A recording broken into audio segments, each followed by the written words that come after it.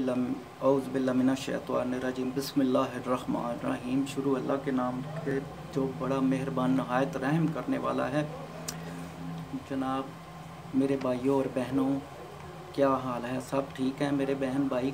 अल्लाह ताला आपके वालिदैन का साया आपके सरों पर सदा सलामत रखे, आपके बीवी बच्चों को सेहत और तंदुरुस्ती वाली ज़िंदगी अता करे, आप के कारोबार को इतना वसी करे कि आपको संभाले ना संभले।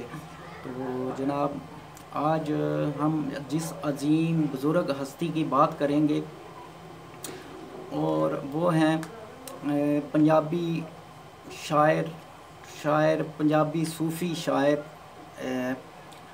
जनाब पीर बुल्ले शाह सरकार। आप उच्च शरीफ में पैदा हुए। आपके वालिद का नाम शाह मोहम्मद दरवेश था। आपके वालिद का नाम शाह मोहम्मद दरवेश था। आपकी वालदा का नाम फ़ातिमा था। तो जब आप पैदा हुए, आप 1680 ईस्वी में उच्च शरीफ में पैदा हुए। आपके वालिदैन ने आपका नाम अब्दुल्ला शाह रखा था। उस वक़्त आपका नाम अब्दुल्ला शाह रखा था। तो जब वहाँ से आप बचपन की तालीम तो आपने अपने वालिद से ही ली ना, हासिल की अपने वालिद से ही। तो वहाँ से आप मलकवाल आए। मलकवाल से पांडो खां एक जागीर का मालिक था, उसकी बहन की शादी हुई थी मलकवाल में। जब आपके वालिद सूफ़ी शाह मोहम्मद दरवेश से मुलाकात हुई उस पांडो खां की, तो वो उसने इसरार किया कि आप हमारे पास पांडो की आ जाएं। तो आप वहाँ पांडो की आ गए। वहाँ आकर आपने मस्जिद इमामत शुरू की मस्जिद की। तो वहाँ मदरसे में आप बच्चे पढ़ाया करते थे। तो जो इब्तदाई तालीम है ना, वो बुल्ले शाह सरकार ने अपने वालिद साहब से हासिल की। तो उसके बाद आप कसूर चले गए। कसूर जनाब आप अपने कसूर में जाकर आप अपने उस्ताद ग़ुलाम मुर्तज़ा की शागिर्दगी हासिल की। वहाँ पर आप उनसे तालीम हासिल करने लगे। तो आप उस ज़माने में पीर वारिस शाह भी आपके साथ हम क्लास थे। तो इसी तरह जब आपने अपनी तालीम मुकम्मल की, आपका बचपन जो है ना वो आधा गुज़रा उच्च शरीफ ने और कुछ मलकवाल में और कुछ पांडो की में आके गुज़रा। पांडो की में आपने नाजरा कुरान पाक हिफ़्ज़ किया, गुलिस्तान बोस्तान भी आपने पढ़ी। जब आपका दिल मुतमन्ना हुआ तो आपने इल्म हासिल करने के लिए ना, बातनी इल्म हासिल करने के लिए तो निकल पड़े।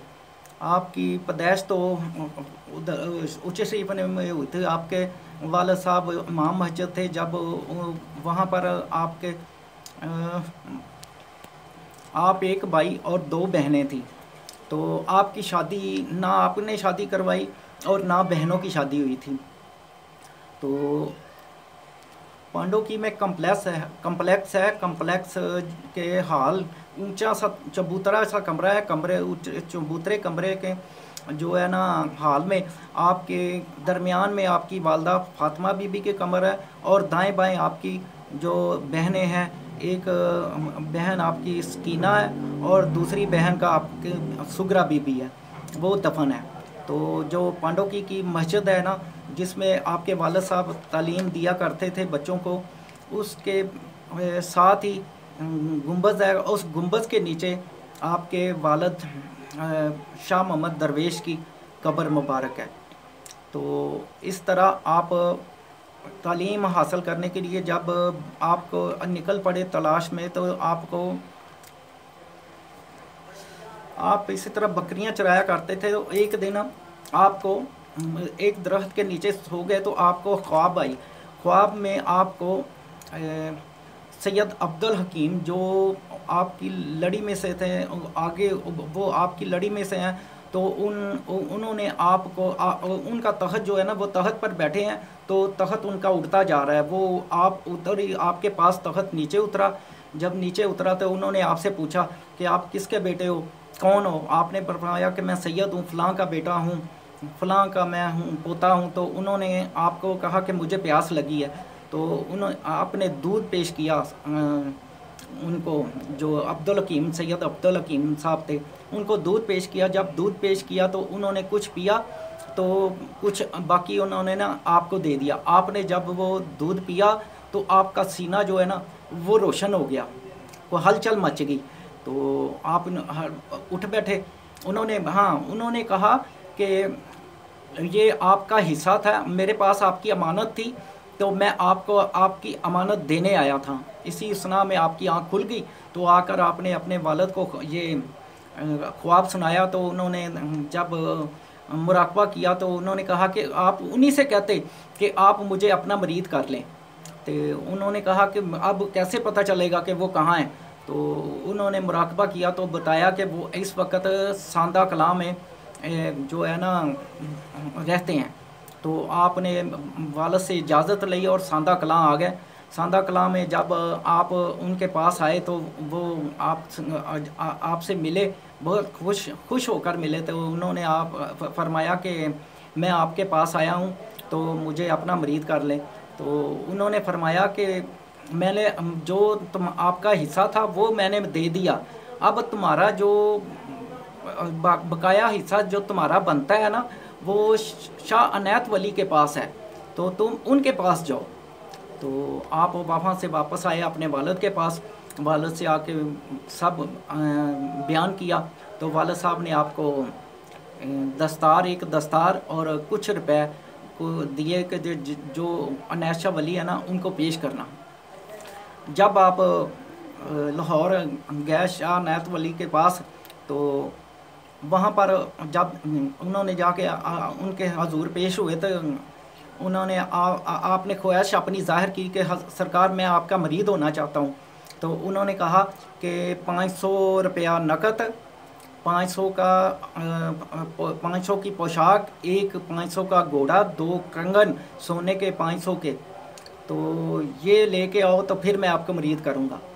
आप मायूस होकर चल पड़े वहाँ से। तो फिर रावी के किनारे आके बैठ गए। जब बैठ गया तो सोचने लग पड़े कि अब क्या करूँ, इससे बेहतर तो है कि मैं मर जाऊँ, इसी दरिया में रावी में डूब के जान दे दूँ। इसी सना में ये सोच रहे थे तो एक घोड़ा सवार दूर से आता हुआ दिखाई दिया जिसने नकाब किया हुआ था। वो आके आपके पास ठहरा तो उसने कहा कि मैं नहाने लगा हूँ, आप मेरे ये 500 दिनार हैं, कंगन है और पोशाक मेरी और घोड़े का आप ख्याल रखें। आप आमादा हो गए, ठीक है जी मैं ख्याल रखूँगा, आप नहा लें। तो वो जब उन्होंने दरिया में उतरे तो वापस ना आए।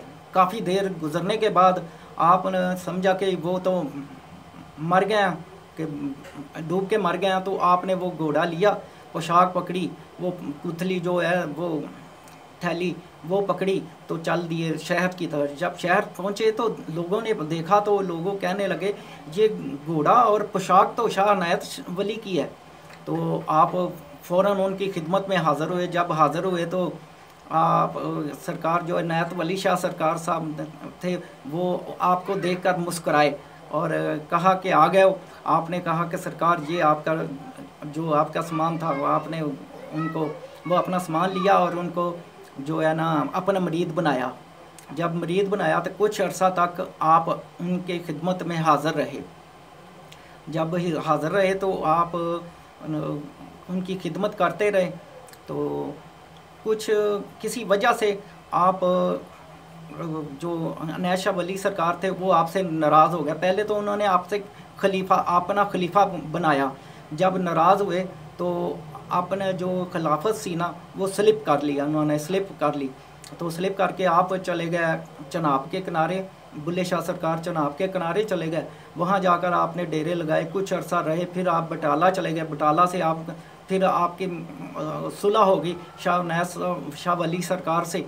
फिर उन्होंने आपको दोबारा अपनी खिलाफत दोबारा बहाल की। तो इस तरह ये अनायत शाह वली और बुल्ले शाह सरकार का मिलन हुआ था। इस तरह आप मरीद हुए थे। तो वहाँ से आपको ना आपके मुर्शिद पाक ने हुक्म दिया कि आप कसूर चले जाओ। कसूर में जाके जब आप वहाँ पर रिहाइश पजीर हुए तो हरी सिंह, कसूर में उस वक़्त पठान जो है ना वो काफ़िले को लूटा करते थे। तो हरी सिंह जो है ना वो एक सिख था, तो उसने आपको ख़त लिखा कि मैं आपके इलाके इस कसूर से गुज़रना चाहता हूँ, अगर आपके जो इलाके के लोग हैं मेरे काफ़िले को लूटें ना तो आप जो है ना ये मुझे ज़मानत दें। तो आपने वो ख़त पठानों को बुलाया और पठानों को दिखाया और कहा कि ये देखे, ये हरी सिंह ने ख़त लिखा है और आपने उसके काफ़िले को लूटना नहीं, उनको गुज़रने देना है। तो आप उनको लिख के दो कि हम अमान जो लिख के देते हैं कि हम अमानत की तरह उसको काफ़िले को जाने देंगे। तो उन्होंने लिख के दिया, आपने फिर उनको आगे लिख के दिया हरी सिंह को। जब हरी सिंह को लिख के दिया तो हरी सिंह ने अपना काफ़िला लिया, तो जब कसूर से गुज़रने लगा तो चंद पठानों ने वो काफ़िला लूट लिया। हरी सिंह फिर वापस चला गया। जब वापस गया तो फिर उसने ख़त लिखा कि सरकार, अमान लिखते हुए तो फिर भी लोग लूट लेते हैं। तो आपने जब आपके मुरीद बैठे हुए थे आपने पूछा, हैं हरी सिंह के काफ़िले को लूट लिया गया? हरी सिंह के काफ़िले को लूट लिया गया? उन्होंने कहा हाँ जी सरकार, लूट लिया गया। आपने कहा अच्छा, जो लूट लिया गया है ना तो चले ये हरी सिंह को ये पूरा कसूर ही दे देते हैं। वो इसी तरह कुछ अरसे के बाद वो पूरा कसूर हरी सिंह ने फ़तह कर लिया और पूरे कसूर पर हुकूमत की हरी सिंह ने। तो जो पठान थे वो जलीलो ख्वार हो गया उस वक़्त। एक बार का जिक्र है कि जो है ना एक ठोकर नियाज बेग का शख्स था, जो ज़िम्मेदार था, वो भैंसें चराया करता। वो चराते चराते ना वो चढ़ावा पिंड है, वो पांडों की और कसूर के दरमियान है। वो उस जगह पर अपने भैंसों को ले गया तो वो जगह उसको अच्छी लगी, घास बहुत ज़्यादा थी, तो वो वहीं रहायश पर चढ़ावा में रहायश पजीर हो गया। तो वहाँ से आप गुज़रते थे, आप पांडों की जाते थे, तो रास्ते में जो इस आदमी को आपसे अकीदत होगी तो अब आप सरकार इसके घर जो है ना वो रुका करते थे आराम के लिए, जाते हुए भी और वापस आते हुए भी। जब आप अपने वालिदैन से मिलने जाते थे तो वापसी पर भी इसके घर रुकते थे। तो उस इस्माइल नामी शख्स ने ना, जो इस्माइल था वो ज़ात का वो जुलाहा था, या अंसारी कह लें, जुलाहा को अब अंसारी कहते हैं, वो अंसारी था ज़ात का। तो उसने अपने बड़े बेटे को भी आपका मरीद करा दिया। तो इस तरह आपको लगाव बहुत ज़्यादा हो गया उनसे। तो एक दिन आप अपने मरीदों के साथ आए तो दोपहर का वक़्त था, आप इनके घर ठहरे तो उसकी बीवी थी जो है ना फ़ातिमा, उसकी बीवी का नाम भी फ़ातिमा था। तो वो उसने उठी तो खाना बनाने लगी, तो देखा तो आटा तो घर में था नहीं। उसने सोचा अगर मैं, उस वक़्त ना उस ज़माने में हाथ से चक्की चला कर ना गंदम का आटा बनाया करते थे। तो उसने कहा कि अगर मैं चक्की चला के आटा बनाने लगी तो देर हो जाएगी काफ़ी। वो हमसायों के घर गई और उनसे पूछा कि आटा, थोड़ा सा आटा दे दो, फिर बाद में मैं आपको दे दूँगी। उन्होंने कहा हमारा भी ख़त्म हुआ। 3-4 घरों में गई, उन्होंने भी यही जवाब दिया। वापस आ गई। जब वापस आई तो आपने पंजाबी में पूछा, भैन फातिमा की गल है अज परेशान लग रही हैं? उन्होंने कहा कुछ नहीं। फिर आपने इसरार किया कि क्या बात है, आज आप परेशान लग रही हो? तो उसने कहा कि सरकार मैं आपका खाना बनाना चाहती हूँ, तो मगर आप हमारा आटा जो है ना वो ख़त्म हो गया है। तो आपने कहा अंदर कमरे में जाके देखो तो सही, आपकी मट्टी तो आटे से भरी हुई है। वो अंदर गई तो देखा तो वो मट्टी फुल, बिल्कुल नकोनाक फुल आटे से भरी हुई। उसने आटे से वो रोटियां पकाई, आपकी खिदमत तवाज़ा की। जब आप जाने लगे तो आपने कहा कि अब आप बहन फातिमा, अब आपको चक्की चलाने की ज़रूरत नहीं, बिस्मिल्लाह करके ना इस मट्टी से आटा निकाल लिया करना। इस तरह वो 2 साल जो है ना उसी मट्टी से आटा निकालती रही और पकाती रही, खाते रहे 2 साल तक। तो हमसाई एक दिन जो है ना वो सोच में पड़ गई, ना तो ये फातिमा चक्की चलाती है, तो ना ये इसकी चक्की चलाने की आवाज़ आती है, तो ये आटा कहाँ से खाते हैं? उसने बहुत से इसरार किया कि आटा कहाँ से लेती हो तुम? उसने कहा बस ये अल्लाह की तरफ से, जब मैं चक्की चलाती हूँ या जो भी झूठ बोला उसने, तो उसने बहुत असरार किया। तो इसी इसरार पर आपने कहा कि उस फातिमा बीबी ने कहा कि ये बुल्ले शाह सरकार का लंगर है। जब उसने ये बताया तो बस ये बताना था, वो आटा चंद दिन गया और ख़त्म हो गया। तो उसी सना में आपका गुज़र हुआ, आप ठहरे तो वो आपके कदमों में गिर गई। कहा कि सरकार मुझसे ये गलती हो गई है कि मैंने उस हमसाई को बता दिया था तो आटा हमारा ख़त्म हो गया। आपने कहा कोई बात नहीं, अब तुम जो है ना ये काम करो कि ये रुमाल लो और ये तस्बीह लो, और जब तुम्हारी किसी भी घर में शादी होगी ना तो ये देग पर रुमाल डाल देना करना, और तस्बीह पर या अल्लाह या अल्लाह या अल्लाह पढ़ना करना, तो वो देग तैयार हो जाया करेगी। इसी तरह वो काफ़ी अरसा इसी तरह करते रहे। वो तो उनका काम सारा होता रहा, देग तैयार होती रही, उनके सारा काम होता रहा। वो काफ़ी अरसा तक वो रुमाल और तस्बीह उनके पास रही उनके। तो ये काफ़ी अरसे की बात है। फिर काफ़ी लोगों ने उसकी ज़ियारत भी की। तो उसके बाद जब आपको उस हुकूमत ने आपको काफिर भी करार दिया, क्योंकि आप जो है ना वो नच के यार मनाना, जिसको पंजाबी में कहते हैं नच के यार मनाया था आपने, घुंघरू बांध कर नच कर डांस करके, जिसे डांस करते हैं।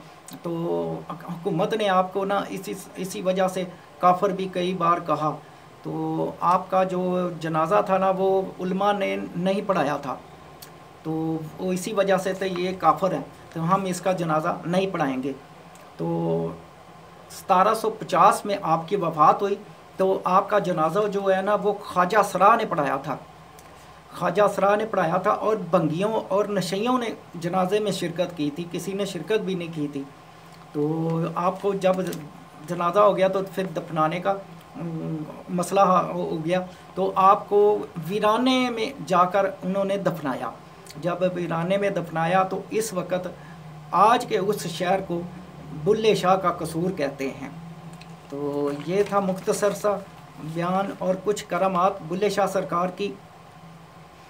इस पंजाबी का शेर मैं उनका एक पढ़ता हूँ। ना कर बंदिया बंदिया मेरी मेरी ओढ़ के एक दिन खाक दी ढेरी, कोठियाँ बंगले सब टुर जाने ने जदों लेखा अख फेरी। ये उनका पंजाबी शेर बहुत मशहूर है, क्योंकि इंसान मेरी मेरी करता है तो ये उसकी नहीं है, तो ये तो एक दिन सब खाक में मिल जाना है। तो जो बंगले कोठियाँ सब यहीं पर, कारें सभी यहीं पर छोड़ जाने हैं, तो अल्लाह के पास ही जाना है। तो वो ही हकीकत है, वो ही सच है। तो ये था बुल्ले शाह का मुख्तसर सा तारफ़। तो अगर मेरे ये बातें पसंद आई हों तो मेरे चैनल को सब्सक्राइब और शेयर ज़रूर किया करें। मुझे आपके प्यार की बहुत ज़रूरत है, तो मेरे चैनल को पसंद ज़रूर किया करें। मैं आपके लिए इसी तरह अच्छी अच्छी और वीडियो लेकर आता रहूँगा। जब मेरी हौसला अफजाई करेंगे तो और मैं वीडियो लेकर आता रहूँगा। दरबारों पर भी जाऊँगा, मज़ारों पर जाऊँगा, ज़रूर जाऊँगा। पहले उनके जो करामात हैं वो सब आपको बताता हूँ, क्योंकि कोरोना की वजह से नहीं जा सकता। तो अभी भी जब पूरी तरह सर्दियों में, तो अब मौसम कुछ अच्छा होगा ना, तो फिर ज़रूर जाया करूँगा। तो मेरे चैनल को सब्सक्राइब और शेयर ज़रूर किया करें। तो सैयद अख्तर अली शाह को इजाज़त दें, तब तक के लिए अल्लाह हाफिज़। एक बात रह गई बहनों और भाइयों, अगर मुझसे कोई गलती हो जाया करे ना, प्लीज़ माफ़ कर दिया करें, क्योंकि मुझे तजर्बा नहीं है इतना अभी वीडियो बनाने का, तो मेरी गलती को नज़रअंदाज कर दिया करें। आपकी बहुत बहुत मेहरबानी होगी। तब तक के लिए इजाज़त दें, अल्लाह हाफिज़।